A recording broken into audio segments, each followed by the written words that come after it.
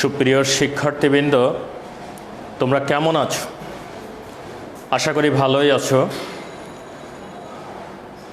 ঢাকার Ahmed Bawani academy school and college এর নিয়মিত আয়োজন লাইভ ক্লাসে তোমাদের সকলকে স্বাগত জানাচ্ছি। এছাড়া এই মুহূর্তে যে যেখান থেকে আজকের এই লাইভ ক্লাসে যুক্ত হয়েছেন সবাইকে জানাই আমার অভিবাদন। আজ আমি ষষ্ঠ থেকে দশম শ্রেণীর বাংলা দ্বিতীয় পত্র বিষয়ের গুরুত্বপূর্ণ অংশ নিয়ে আলোচনা করব। বিশেষ করে নির্মিতি অংশ, যেখানে শিক্ষার্থীরা অনেক প্রশ্নবিদ্ধ হয়। আজকে এই বিষয়গুলো আমি তোমাদের সংক্ষিপ্ত আকারে স্পষ্ট করে দিতে চাই। সুপ্রিয় শিক্ষার্থী, আমরা বিশেষ করে যখন নির্মিতি অংশে আনসার করতে যাই তখন আমাদের অনেকেরই ভ্রান্ত ধারণা থাকে যে আসলে এটা শুধু মুখস্থের একটি ব্যাপার, এখানে আসলে সৃজনশীলতা নেই। কিন্তু এটা সম্পূর্ণ একটি ভুল ব্যাপার, ভুল চিন্তা। আজকে আমরা আশা করব এই ভুল তথ্য থেকে আমরা ভালো করে বুঝে নেব যে এখানে কিভাবে লিখতে হয়। এর মধ্যেও যে সৃজনশীলতা রয়েছে সেটি আমরা আজকে এই ক্লাস থেকে স্পষ্ট ধারণা অর্জন করব। প্রিয় শিক্ষার্থী, আজকের এই ক্লাসটি ষষ্ঠ থেকে দশম শ্রেণীর শিক্ষার্থীদের জন্য সবার জন্য গুরুত্বপূর্ণ। তবে একটি বিষয় আমি স্পষ্ট করে দিই যে বিশেষ করে প্রতিবেদন, এই প্রতিবেদন বিষয়টি ষষ্ঠ থেকে অষ্টম শ্রেণী পর্যন্ত তোমাদের জন্য প্রযোজ্য নয়। বাকি পাঁচটি অংশ, বিশেষ করে সারাংশ সারমর্ম, ভাব সম্প্রসারণ, পত্র বা দরখাস্ত, অনুচ্ছেদ এবং প্রবন্ধ রচনা, এই বিষয়গুলো তোমাদের সকলের জন্য অত্যন্ত গুরুত্বপূর্ণ। এই জন্য আমি আহ্বান করব এই মুহূর্তে ষষ্ঠ থেকে দশম শ্রেণীর শিক্ষার্থীরা তোমরা আজকের ক্লাসটি গুরুত্বের সাথে দেখার চেষ্টা করবে। প্রিয় শিক্ষার্থীবৃন্দ, আজকের এই লাইভ ক্লাসে আমার সাথে কে কোথা থেকে যুক্ত হয়েছে আমি একটু দেখতে চাই। তোমাদের কাছ থেকে একটু সময় নিচ্ছি, তারপরে আমরা বিস্তারিত আলোচনায় চলে যাব। একটু দেখি কে কোথায় কিভাবে যুক্ত হয়েছে।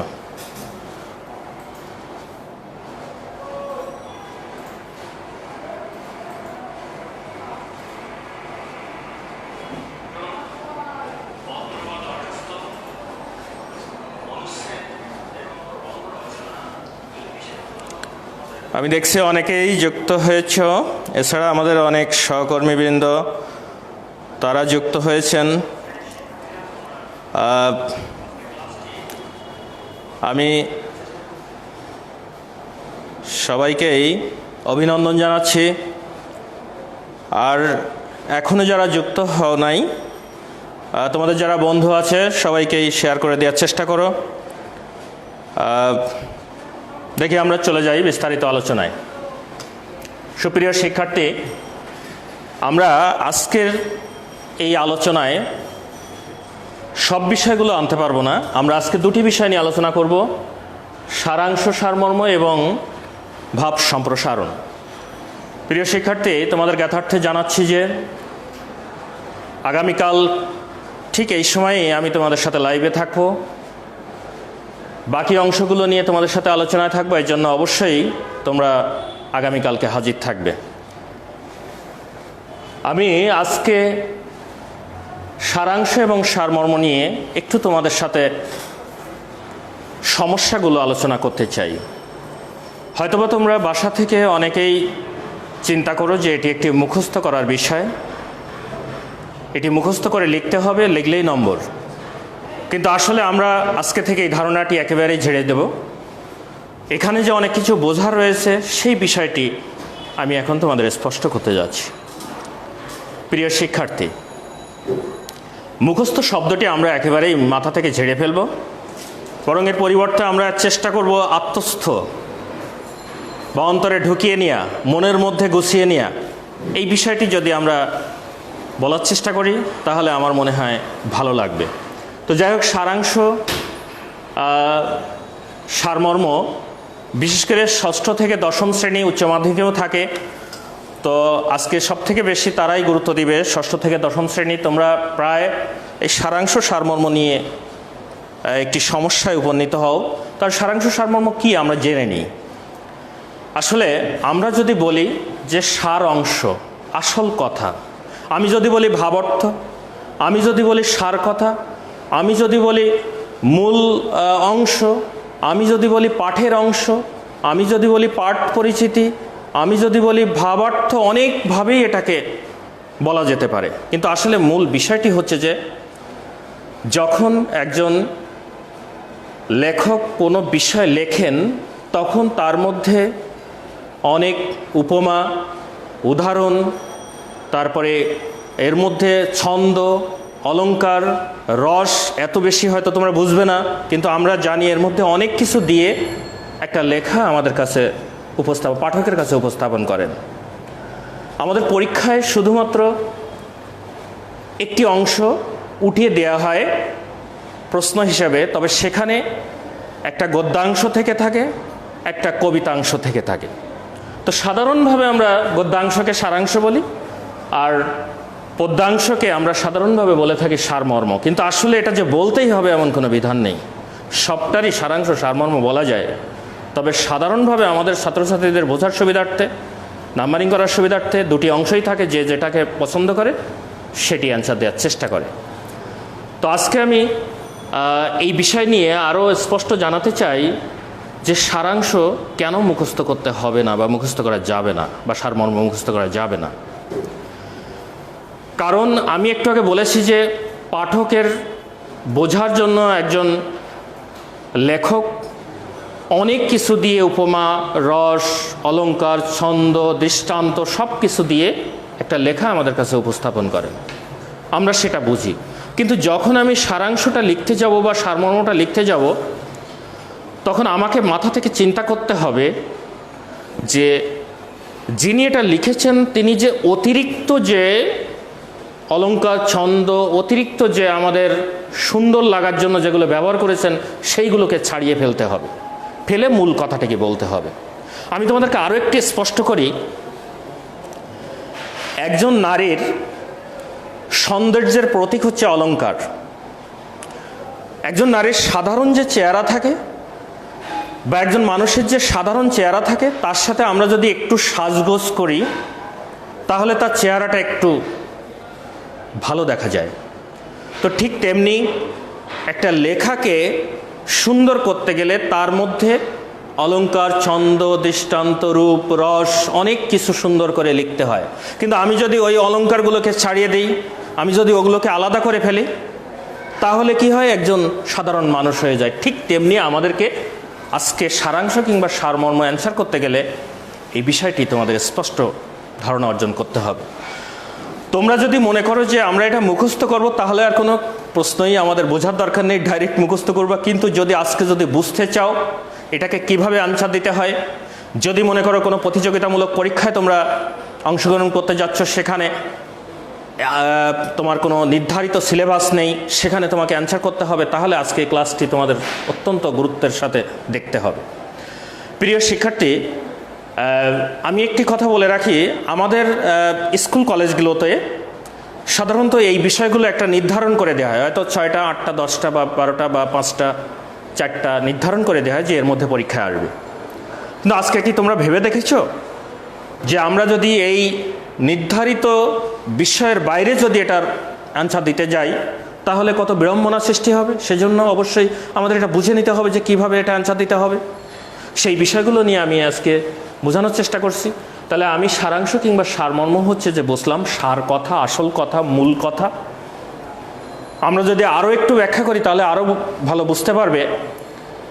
যখন কোনো আমরা মিষ্টি বা গুড় বা চিনি খাই, তখন সেটা একটা বিশাল অনেক রস থেকে জ্বালিয়ে, মানে তাপ দিয়ে সেখান থেকে আসল রসটা, মানে মিষ্টিটা বের করে আনা হয়। ঠিক তেমনি সারাংশ কিংবা সারমর্ম আমি আগেও তোমাদের বলেছি যে অতিরিক্ত জিনিসগুলো ছাড়িয়ে দিয়ে মূল জিনিসটা আনতে হবে, সেটা আনার জন্য কৌশল বা সিস্টেম আমাকে নিজেকে তৈরি করতে হবে, নিজেকে বুঝতে হবে। আমি একটু আগে মানুষ দিয়েও তোমাদের বুঝিয়েছি যে অলংকার পড়লে যেমন অতিরিক্ত সুন্দর দেখা যায়, ঠিক অলংকারটা ছাড়িয়ে ফেললে যেমন মূল মানুষটিকে বোঝা যায়, ঠিক তেমনি এটাকে এইভাবে আমাদের আর কি ভাবতে হবে বা চিন্তা করতে হবে। আমরা এই সারাংশ কিংবা সারমর্মের একটি উদাহরণ আমি তোমাদেরকে একটু ডান পাশে আমি দেখানোর চেষ্টা করছি, একটি নমুনা হিসেবে তোমাদেরকে দেখানোর চেষ্টা করছি। তোমরা এখান থেকে একটু বোঝার চেষ্টা করো, আমি একটু পড়ে বোঝাই। এসেছে নতুন শিশু, তাকে ছেড়ে দিতে হবে স্থান, জীর্ণ পৃথিবীতে ব্যর্থ মৃত আর ধ্বংসস্তূপ পিঠে। চলে যেতে হবে আমাদের, চলে যাব তবু আজ যতক্ষণ দেহে আছে প্রাণ, প্রাণপণে পৃথিবীর সাজাবো জঞ্জাল। মানে পৃথিবীকে সাজিয়ে জঞ্জাল ছাড়িয়ে সারাবো জঞ্জাল। এ বিশ্বকে শিশুর বাসযোগ্য করে যাব আমি নবজাতকের কাছে, এ আমার দৃঢ় অঙ্গীকার। আসলে এটি তুমি ভাবছো যে এটি অনেক কঠিন, আমি মনে করব কঠিন নয়। তুমি এই শব্দগুলোকে একটু কয়েকবার পড়ার চেষ্টা করো, বোঝার চেষ্টা করো কি বলতে চেয়েছে। আমার বিশ্বাস যে তুমি যদি 3 বার 4 বার বা 2 বার 5 বার যদি পড়তে পারো, কয়েকবার তুমি রিপিট করে করে এটা পড়ো, একটু পড়ো, তাহলে এর মধ্য থেকে তুমি অবশ্যই বুঝতে পারবে যে আসলে এখানে কি বলতে চাচ্ছে। আমি এটা নমুনা হিসেবে তোমাদের নিয়ে এসেছি, তোমাদের বিভিন্ন সিলেবাসে বিভিন্ন রয়েছে, তারপরেও এটা দেখো। এখানে বলেছে এসেছে নতুন শিশু, তাকে ছেড়ে দিতে হবে স্থান। নতুনরা যখন আসবে, নতুন শিশুরা যখন আসবে, নতুন কেউ যখন আমাদের এই পৃথিবীতে আসবে, বয়স্করা বা বৃদ্ধরা যারা বড় হয়ে গেছে তারা আস্তে আস্তে তার স্থানটা ছেড়ে দিবে, এটাই স্বাভাবিক।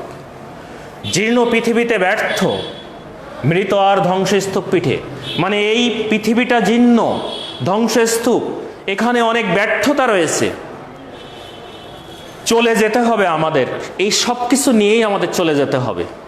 কিন্তু কি করতে হবে? চলে যাব তবু আজ যতক্ষণ দেহে আছে প্রাণ, মানে যতক্ষণ আমরা বেঁচে থাকবো, অর্থাৎ মৃত্যুর আগ পর্যন্ত বলতে চাচ্ছে। প্রাণপণে পৃথিবী সারাবো জঞ্জাল, মানে প্রাণ দিয়ে আমি পৃথিবীর জঞ্জালগুলোকে সারাবো, মানে সরিয়ে দেব, এগুলোকে দূর করে দেব। এ বিশ্বকে এ শিশুর বাসযোগ্য করে যাব আমি, আমার দায়িত্ব। যারা চলে যাব, যে শিশুরা আসবে তাদের জন্য এটা বাসযোগ্য সুন্দরভাবে পরিবেশ সৃষ্টি করে যাওয়া আমার দায়িত্ব। সেই দায়িত্বটা আমি পালন করে যাব। নবজাতকের কাছে এ আমার দৃঢ় অঙ্গীকার, মানে নবজাতকের কাছে এটা আমার বড় একটি অঙ্গীকার যে আমি সুন্দর একটি বাসযোগ্য পৃথিবী করে রেখে আমাকে চলে যেতেই হবে, কিন্তু আমি তাদের স্থান করে দেবো। তো এই কথাটিকে আমি যদি এত কথা না বলে আমি যদি বলি, এভাবে যদি সংক্ষেপে 2টি কিংবা 3টি বাক্যের মধ্যে যদি আমি বলি, তাহলে সম্ভব যে আসলে নতুন শিশুদের জন্য আমাদের স্থান করে দিতে হবে। বিশেষ করে পৃথিবীর সমস্ত সমস্যা দূর করে আমরা চলে যাওয়ার সময় পৃথিবীর জঞ্জাল দূর করে শিশুদের জন্য বাসযোগ্য একটি পৃথিবী তৈরি করে রেখে যাব, এটা আমাদের অঙ্গীকার। তাহলে এভাবে যদি আমি 2টি বা 3টি বাক্যের মধ্যে বা 4টি বাক্য হতে পারে, প্রশ্ন অনুসারে, বিভিন্ন প্রশ্নের ধাঁচ অনুসারে, ধারা অনুসারে হতে পারে, এভাবে যদি আমি লিখে দিই তাহলে যথেষ্ট। এখন আমরা আসলে শুধু কি করি? সারাংশ মুখস্থ করতে হবে, সারমর্ম মুখস্থ করতে হবে, কোনটি ছোট সেটা বাছতে হবে। আসলে এই সমস্ত ধ্যান ধারণা থেকে আমাদেরকে দূরে সরে গিয়ে আজকের এই আলোচনা থেকে আমরা আজকে ভাষা একটু বোঝার চেষ্টা করব। যে কোনো কোশ্চেন যেটি তোমার সারাংশ সারমর্ম হোক না কেন, সেটার মূল কথাটি, আসল কথাটি আসলে তোমাকে বুঝে লিখতে হবে। সেজন্য আমি আজকে তোমাদের বলে দিচ্ছি, তোমরা 5 বার পড়বে, পড়লেই অ্যান্সার করতে পারবে। আর এই ধারণাটা অর্জন করাই আজকে সারাংশ সারমর্মের মূল উদ্দেশ্য। আমরা যদি আসলে সৃজনশীল হতে চাই, আমাদের মধ্যে যদি মানে সৃজনশীলতা তৈরি করতে চাই, তাহলে এভাবে ভাবতে হবে। আর যদি আমরা যদি নিজেকে যদি বদ্ধ রাখতে চাই, আমরা যদি ঘরের মধ্যে আটকে রাখতে চাই, আমরা যদি শুধু মুখস্থ করে নম্বর পেতে চাই, তাহলে আগের নিয়মে চলতে হবে যে শুধু মুখস্থ করব না, এই বুঝবো না, এটাকে মুখস্থ করে শুধু আনসার করব। এই বিষয়গুলো থেকে তোমাদের আজকে ধারণা নিতে হবে। আমি আর সার অংশে গেলাম না, সারাংশ শেখানোও একই অবস্থা, আমি সেটাকে গেলাম না এই কারণে, সারাংশটা আমরা জানি গদ্যাংশ থেকে থাকে, সেখানে তোমাদের বুঝতে আরও সুবিধা হয়। কিন্তু সারমর্মটি বিশেষ করে কবিতা আকারে থাকে, এই কবিতাগুলো অনেক সময় বুঝতে কষ্ট হয় বলে আমি আসলে এই বিষয়টি তোমাদের কাছে আনার চেষ্টা করেছি। তোমরা একটু বিষয়টি ভাবার চেষ্টা করবে। আমি আজকে এটা বুঝিয়ে দিয়েছি বলে এই নয়, যেটি হোক না কেন আমার মানে কথা যে কয়েকবার পড়লে অবশ্যই দু একটি শব্দের সমস্যা হলেও তোমরা ওই শব্দগুলো ভাবে বুঝে নিতে পারবে আসলে কি বলতে চেয়েছে।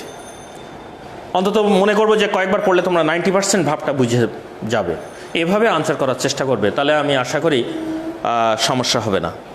তো ঠিক আছে, এরপরে আমরা 2 নম্বর বিষয়টি নিয়ে আলোচনা করব, ভাব সম্প্রসারণ। এই বিষয়টি তোমাদের নিয়ে বিস্তারিত আলোচনা করব। আমি একটু এই ফাঁকে দেখে নিতে চাই এই মুহূর্তে আমাদের কোন শিক্ষার্থী কে কীভাবে যুক্ত হয়েছ। অনেকেরই দেখছি, অনেকেই সালাম দিয়েছ। ওয়ালাইকুম আসসালাম। ওয়ালাইকুম আসসালাম।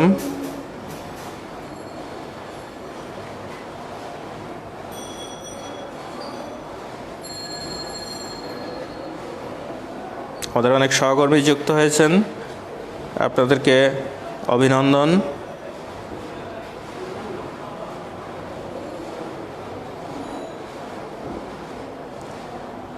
ধন্যবাদ তোমাদের, অনেকেই যুক্ত হয়েছ, আরও যাতে যুক্ত হতে পারে চেষ্টা করো সবাইকে শেয়ার করে দেওয়ার। ঠিক আছে, আমরা বাকি অংশে চলে আসি। আমাদের আরেকটি আলোচনা রয়েছে আজকে, আমি বলেছি আগামীকাল আমি আবার লাইভে আসবো। এখানে ভাব সম্প্রসারণ, আমরা আসলে এক্ষেত্রেও আমাদের একটা প্রতিবন্ধকতা রয়েছে। আমরা এখানে এটাকে মনে করি মুখস্থ করতে হবে। হয়তোবা তোমাদের বাসায় যারা তোমাদের গাইড করেন অনেকেই হয়তো বলে থাকেন এটা আমরা ছোটোবেলা থেকে মুখস্থ করেছি, মুখস্থ করতে হবে। আসলে মুখস্থ বিষয় নয়, এখানে বোঝার অনেক বিষয় আছে। আমরা ভাব সম্প্রসারণকে আগে বুঝে নিই যে আসলে ভাব সম্প্রসারণটা কী। আমরা যদি এভাবে বুঝি, একটা ভাবকে সম্প্রসারিত করা, ভাবটা কি? একটা কথার মধ্যে অনেক কথা একটি বাক্যের মধ্যে বা দুটি বাক্যের মধ্যে বা দুটি লাইনের মধ্যে, কবিতাও হতে পারে, গদ্য হতে পারে, এর মধ্যে অনেক কথা নিহিত থাকে, এটা দিয়ে অনেক কিছু বোঝানো হয়ে থাকে। সেই অন্তরের কথাগুলোকে বের করে আনাটাই হচ্ছে যে ভাব সম্প্রসারণ। আমরা জানি সম্প্রসারিত করা, বৃদ্ধি করা।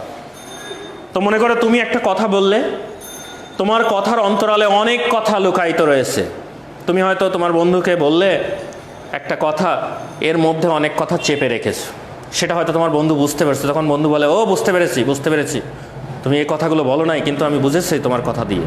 তো ওই যে অন্তর্নিহিত যে কথা, ভেতরের যে কথা, এই কথাগুলো ফুটিয়ে আনা বা ফুটিয়ে তোলা বা ফুটিয়ে লেখাটাই হচ্ছে যে ভাব সম্প্রসারণ। আমরা যদি আরও এটাকে খুব সহজ করতে চাই, তোমরা খেয়াল করবে, আমরা যদি একটা স্প্রিংকে যদি ছেড়ে দিই তাহলে এটা ছোট হয়ে থাকে। অপরদিকে আমরা যদি এটাকে টানতে যাই তাহলে দেখো অনেক লম্বা হয়ে যায়। তো যখন ছোট হয়ে থাকে সেটাকে আমরা প্রশ্নই বলি, ভাব সম্প্রসারণের একটি প্রশ্ন। যেমন আমরা যদি বলি জন্ম হোক যথাতথা কর্ম হোক ভালো, আমরা যদি বলি সাহিত্য হলো জাতির দর্পণ স্বরূপ, আমরা যদি বলি যে শৈবাল দিঘিরে বলে উচ্চ করি শির, লিখে রাখো এক ফোঁটা বা রেখো এক ফোঁটা, দিলেম শিশির বা দিলাম শিশির।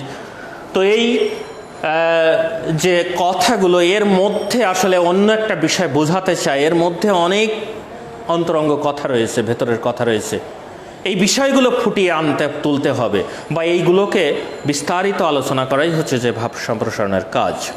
এখন তোমাদের কাছে যদি তোমরা প্রায় আমাদেরকে, যখন আমরা শ্রেণীকক্ষে থাকি তখন প্রায় আমাদেরকে প্রশ্ন করতে থাকো, এটা কত পৃষ্ঠা লিখতে হবে, কত বড় করতে হবে, কি লিখতে হবে, কোন বইটি পড়তে হবে, কোন বইতে ভালো লেখা রয়েছে, ইত্যাদি ইত্যাদি প্রশ্নের আনসার দিতে গিয়ে আমরা একেবারে হিমশিম খেয়ে যাই। অনেক সময় আমার বিব্রতকর অবস্থার সৃষ্টি হয়। সেক্ষেত্রে তোমাদের মাথায় রাখতে হবে আসলে এগুলো কোনো উত্তর হয় না। উত্তর হলো যে কোনো একটি প্রশ্নের যথাযথ উত্তর। এই যথাযথ উত্তরের জন্য তোমাকে আসলে বিষয়টি আত্মস্থ করতে হবে, বুঝতে হবে যে এখানে কি রয়েছে, এখানে কিভাবে আনসার করতে হবে, কিছু সিস্টেম জানতে হবে, জেনে তোমাকে আনসার করতে হবে। এখানে ওই বইটির থেকে হুবহু তুমি উঠাই দিবে না, এটা না, আমাকে আসলে এই বিষয়টি বুঝতে হবে। এই বিষয়ে আমি একটু আজকে আলোচনা করব, আমি একটি দিয়ে বুঝিয়ে দেবো যে আসলে কীভাবে আলোচনা করতে হয়। তার আগে বলে দিই যে ভাব সম্প্রসারণ যখন আমরা লিখব তখন আসলে আমরা পৃষ্ঠার দিকে চিন্তা করব না, তারপরেও আমরা নির্ধারণ করি সাধারণভাবেই যে এত, কিন্তু এটা আমাদের মূল বিষয় না। আমরা চেষ্টা করব যে এটাকে সাধারণত তিনটা অংশে, তিনটা অনুচ্ছেদে ভাগ করা চেষ্টা করব। বাট করতে হবে এমন কোনো কথা নেই, করলে আমার মনে হয় এটা খুব ভালো হয়, মানে বোঝাতে সুবিধা হয়। কিন্তু এই তিনটা অনুচ্ছেদের কোনো আমরা পয়েন্ট লিখব না। যেমন তোমরা অনেকে লিখে থাকো মূল ভাব বা মূল কথা, তারপরে অনেকে দিয়ে থাকো সম্প্রসারিত ভাব, তারপরে অনেকে লিখে থাকো যে মন্তব্য। আমি বলবো যে এই কথাগুলো আমরা পয়েন্টে আনবো না, কিন্তু আমরা ধারাবাহিকভাবে পার্ট পার্ট করে লিখব, সেই বিষয়গুলো আমি আলোচনা করব। আমি বলেছি সাধারণত তিনটা প্যারা করে লেখা যায়, কোনো কোনো ক্ষেত্রে চারটা করা যায়, প্রয়োজন নেই, তিনটাই যথেষ্ট। তো আমি যেটা বলতে চাচ্ছি যে প্রথম অংশে আমরা মূল কথাটি, আসল কথাটি লিখব, কিন্তু আমরা কোনো পয়েন্ট ইউজ করব না। পয়েন্টে গেলে অনেকে বিব্রতকর অবস্থার সৃষ্টিবোধ করেন, অনেক টিচার অনেকভাবে চিন্তা করেন, সেই জন্য আমরা এদিকে যাব না, এদিকে না যাওয়াই বেটার। আর এটা দিয়ে আসলে ওইভাবে বোঝানো যায় না। অপরদিকে আমরা সম্প্রসারিত ভাব, ভাবটাকে আমরা সম্প্রসারণ করব, এটাকে বৃদ্ধি করব, মানে বিস্তার বর্ণনা লিখব। এখানে উদাহরণ, উপমা, দৃষ্টান্ত, যেমন মানে আমি ফার্স্টেই তোমাদের বলেছিলাম যে একজন লেখক যখন কোনো পাঠকের কাছে কিছু প্রকাশ করতে চায় তখন তার মধ্যে ছন্দ, অলংকার, রূপ, তারপরে এর মধ্যে তোমার দৃষ্টান্ত, উদাহরণ, উপমা ইত্যাদি দিয়ে সুন্দর করে লিখতে পারে। সেই বিষয়গুলো দিয়ে তুমি মাঝখানে সম্প্রসারিত ভাবের মধ্যে লিখতে পারো। সেটার জন্য তোমাকে বেশ আলোচনা করতে হবে, বেশ বিস্তারিত দরকার। তারপরে শেষে তুমি আসলে ওই বিষয় সম্পর্কিত তোমার বক্তব্যটা তুমি শেষ কথায় তুমি সমাপ্ত করো। সেখানে আমি পয়েন্টের বিষয়টি সবসময় আমরা অ্যালাউ করি না। তোমরা অনেকে বইয়ের মধ্যে থাকে, সেটা দেখে তোমরা ওইভাবে উঠিয়ে দাও, সেক্ষেত্রে নাম্বারিংয়ে আমাদের সমস্যা হয়, আমরা নাম্বার দিতে যাই, আমরা বিব্রতকর অবস্থার মধ্যে পড়ি। তো সেক্ষেত্রে আমি আজ একটি ভাব সম্প্রসারণ নিয়ে একটু আলোচনা করব, তোমরা একটু খেয়াল করার চেষ্টা করো। অনেক ভাব সম্প্রসারণ অনেক রয়েছে, তার মধ্যে আমরা যদি একটু দুই একটি নিয়ে আলোচনা করি তাহলে একটু হয়তো আমাদের সমস্যাগুলো একটু দূর হবে, যে কিভাবে আলোচনা করতে হবে। যেমন আমি একটু আগে মনে হয় বলেছিলাম যে শৈবাল দিঘিরে বলে উচ্চ করে শির, লিখে রাখো এক ফোঁটা দিলাম শিশির বা দিলাম শিশির। এখন এছাড়া আরও অনেক ভাব সম্প্রসারণ রয়েছে। তো সেই ভাব সম্প্রসারণগুলো আমরা একটু দেখো, আরও অনেক রয়েছে। যেমন কেরোসিন শিকা বলে মাটির প্রদীপে, ভাই বলে ডাকো যদি দেব গলা টিপে, হেনকালে আকাশেতে উঠিলেন চাঁদা, কেরোসিন শিকা বলে এসো মোর দাদা। তো এখানে যদি আমরা আসলে কি বলতে চেয়েছে, যে আসলে এটা দ্বারা বোঝাতে চেয়েছে যে কেরোসিন হচ্ছে যে এক ধরনের পদার্থ যেটার মাধ্যমে বাতি জ্বলে। অর্থাৎ আমরা যদি কোনো সলতা বা পলতে দিয়ে এটাকে সংযোগ দিই তাহলে ওই তেলের মাধ্যমে জ্বলে। এটা বেশি প্রজ্বলিত হয় না, হালকা জ্বলে। মাটির প্রদীপে বলছে মাটির প্রদীপটা কি আরও কম জ্বলে, একেবারেই টিমটিম করে জ্বলে। তখন বলছে যে তুমি যদি আমার দাদা বলে ডাকো আমি তোমার গলা টিপে দেবো। এরপরে কেরোসিন শিখা দেখছে উপরে চাঁদ উঠেছে, চাঁদের বিশাল আলো। তখন চাঁদকে দেখে বলছে এসো মোর দাদা। তার মানে সমাজের যারা ছোট প্রকৃতির মানুষ, আমরা তথাকথিত বলি, তথাকথিত ছোট প্রকৃতির মানুষ, আমরা যাদেরকে ছোট বলি, আসলে ছোট বড় বলে কিছু নাই। এই মানুষদেরকে বড়রা কি করে অবজ্ঞা করে, অবহেলা করে, তাদেরকে গুরুত্ব দেয় না, বলে আমাকে দাদা বলে আমার পাশে আসবি না, আমার কাছে আসার দরকার নেই, আমি আসলে তোমাকে কিন্তু আমি ঘৃণা করব। অপরদিকে যখন বড় মানুষের কাছে যায়, যিনি অনেক ধনাঢ্য, যার থেকে কিছু পাওয়া যাবে, তার কাছে গেলে তখন তাকে হুজুর হুজুর করে, দাদা বলে, ভাই বলে, আবা বলে, মামা বলে, খালু বলে, চাচা বলে। এই যে সমাজের একটি চিত্র এর মধ্যে অন্তর্নিহিত, এটি বোঝাতে চেয়েছে। এই জন্য বলা হচ্ছে কেরোসিন শিখা বলে মাটির প্রদীপে, ভাই বলে ডাকু যদি দেব গলা টিপে, হেনকালে আকাশেতে উঠিলেন চাঁদা, কেরোসিন শিখা বলে এসো মোর দাদা। এভাবে আমাদের বিষয়টাকে বুঝতে হবে। আবার যদি বলি শৈবাল দিঘিরে বলে উচ্চ করে শির, লিখে রাখো এক ফোঁটা দিলাম শিশির বা দিলাম শিশির। শৈবাল হচ্ছে যে সাধারণত আমরা দেখি যে পানির উপরে যে শ্যাওলা, সেইগুলোকে বলা হয় শৈবাল। দিঘিরে বলছে যে উচ্চ করে আমি তোমাকে পানি দিলাম, তার উপরে যে সকালে যে কুয়াশার পানি পড়ে থাকে, সেই পানিগুলো যখন গড়িয়ে নিচে পড়ে যায় তখন বলছে আমি তোমাকে পানি দিলাম, তুমি লিখে রেখো। কিন্তু দিঘির পানিতে যে আসলে শৈবাল জন্মিয়েছে এটা তা সে ভুলে গেছে। অনেক সময় আমরা বাবার কাছ থেকে টাকা নিয়ে বাবাকে যখন টাকা দিই, 100 টাকা দিই, বাবাকে বলে দিই বাবা আমি কিন্তু তোমাকে টাকা দিলাম, কিন্তু ছেলে বোঝে না যে আসলে টাকাটা বাবার বা বাবার কাছ থেকে আমি নিয়েছি। তো সমাজের আসলে বাবা, আমি উদাহরণ দিলাম, সমাজের এমন কিছু বিষয় রয়েছে যে আসলে আমাদের সমাজে যে সে অন্যের কাছ থেকে সব কিছু ভোগ করছে, কিন্তু সে ভুলে যায় যখন সে কিছু দেয় তখন সে ভুলে যায়, তখন মনে করে আমি তাকে উপকার করছি। আমি ছোট্ট একটু উদাহরণ দিলে আরও স্পষ্ট হবে এই বিষয়টি। যেমন দুইজন বন্ধু, একজন বন্ধু আরেকজন বন্ধুর কাছ থেকে প্রতিদিন নাস্তা খায় টিফিনের সময়, কিন্তু একদিন অনেক কষ্ট করে যে বন্ধু প্রতিদিন নাস্তা খায়, ওই বন্ধু আরেক বন্ধু যে বন্ধুর কাছ থেকে নাস্তা খায় তাকে বলছে বন্ধু আজকে আমি তোমাকে খাওয়াবো, এবং সে খুব বারবার বলছে যে আমার এই বিষয়টি তুমি মনে রেখো। তো তখন সে ভাবছে না যে আমি তো প্রতিদিন তার কাছ থেকে নাস্তা খাই। তো সমাজের যে এই যে মানে আসলে যে বিষয়টি, এই যে মানে সমস্যাটি, এই সমস্যাটি তুলে ধরার মূল বিষয়টি হচ্ছে যে শৈবাল দিঘিরে বলে উচ্চ করে শির, লিখে রাখো এক ফোঁটা দিলাম শিশির। এরকম সমাজের অগণিত বিষয়গুলো ফুটে ওঠে আমাদের ভাব সম্প্রসারণে। আমি তোমাদের আরেকটু স্পষ্ট করব যে ভাব সম্প্রসারণ যখন আমরা লিখব, আমি তো ফার্স্টেই তোমাদের বলেছি যে করতে হবে, আর এর সাথে আর কিছু বিষয় যুক্ত করতে হবে, সেটাকে আমরা গুরুচণ্ডালী দোষ করব না। আমরা যদি গুরুচণ্ডালী দোষ করি, গুরুচণ্ডালী দোষ নিশ্চয় বোঝো যে সাধু চল্লিতের সংমিশ্রণ করা যাবে না।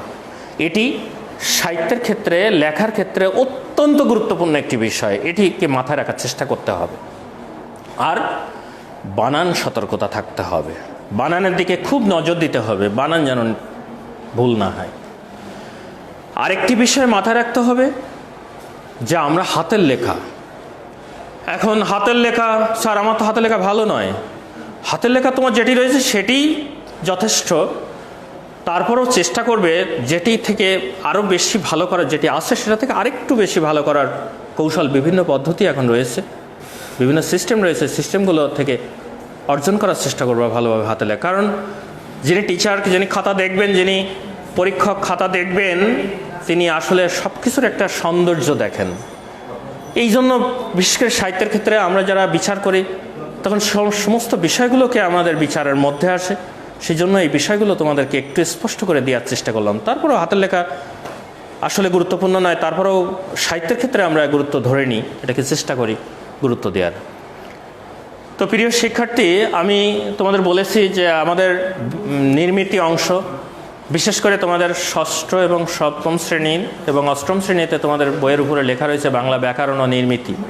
এখানে দুটি অংশ রয়েছে, একদিকে ব্যাকরণ রয়েছে, নির্মিতি অংশ রয়েছে। নির্মিতি মানে নির্মাণ করা, তৈরি করা, বানানো, সৃষ্টি করা, এরকম বিষয়। নবম দশম শ্রেণীতে তোমাদের জন্য আমি এর আগের একটি ক্লাসে প্রতিবেদন নিয়ে তোমাদের বিস্তারিত আলোচনা করেছি, সুতরাং প্রতিবেদন নিয়ে আমি আলোচনা করব না। আমি বাকি আর 3টি বিষয় বাকি রয়েছে, এই 3টি বিষয় নিয়ে আগামী ক্লাসে লাইভে আসছি। সেখানে আমাদের বিশেষ করে তোমাদের যে বিরচন বই, সেখানে ব্যাকরণটা আলাদা রয়েছে আর রচনা সম্ভার নামে আলাদা একটি বই রয়েছে। তো সব মিলিয়ে আসলে নির্মিতি এই ব্যাকরণটা আলাদা, নির্মিতি অংশ আলাদা। আমি নির্মিতি অংশগুলো নিয়ে তোমাদের যে প্রশ্ন হয়, তোমাদের অনেক সমস্যা হয়, তোমরা লেখার সময় অনেক প্রশ্নবিদ্ধ হও কতটুকু লিখতে হবে। আমি শেষ কথা একটি কথা বলে রাখি, সারাংশ সারমর্ম লেখার ক্ষেত্রে ওই কথাটা একটু মাথায় রাখবে যে আমরা কখনো যেন এই 2, 3 বা 4টি বাক্যের বাইরে না যাই। আমরা অনেক সময় খাতা মূল্যায়ন করতে যেয়ে দেখেছি অনেকে অতিরিক্ত লিখে ফেলো, এক্ষেত্রে অবশ্যই আমরা জিরো দিতে বাধ্য হই। কারণ তুমি তো আসলে বলা হচ্ছে যে এখানে রূপ, রস, গন্ধ, অলংকার, এগুলো আসলে গন্ধ না অলংকার, এগুলো তোমাকে অবশ্যই বাদ দিতে হবে। তুমি যদি সেইগুলো রেখেই লেখো বা পুনরাবৃত্তি করো তাহলে তো এটা নম্বর পাওয়া যাবে না। ঠিক তেমনি ভাব সম্প্রসারণের ক্ষেত্রেও পুনরাবৃত্তিকে দূর করতে হবে। এভাবে আমরা লেখার চেষ্টা করব। তো আগামী ক্লাসে বাকি অংশ নিয়ে কথা হবে। তোমরা সবাই ভালো থাকবে, তোমাদের সুস্বাস্থ্য কামনা করি। সবাইকে ধন্যবাদ।